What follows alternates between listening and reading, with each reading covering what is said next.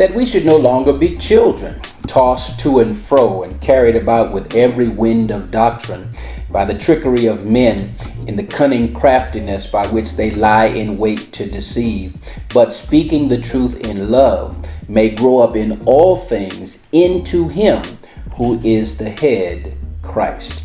Ephesians chapter 4, verses 14 through 15. This is Dr. C. Dexter Wise III, and welcome to Everyday with Dr. Wise.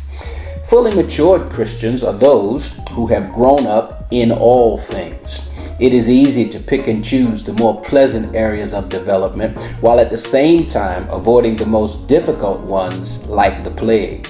To be sure, one person's area of pleasure is another one's area of pain. Still, the point is that well-rounded Christians are those who desire to grow up in all things. Well-rounded Christians are those who desire to grow up in all things.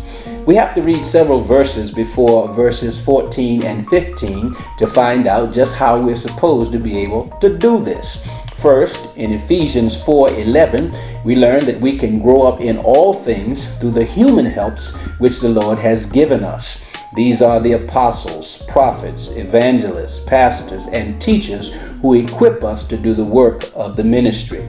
Then, in that same verse, we see that we grow up in all things as we bind ourselves to and find our place in the body of Christ. Being linked to the body helps us to grow up as the body grows itself. Next, according to verse 13, we grow up in all things as our knowledge of Jesus moves us toward perfection or completeness in him. After this, we grow up in all things as we model ourselves after the measure of the fullness of Christ.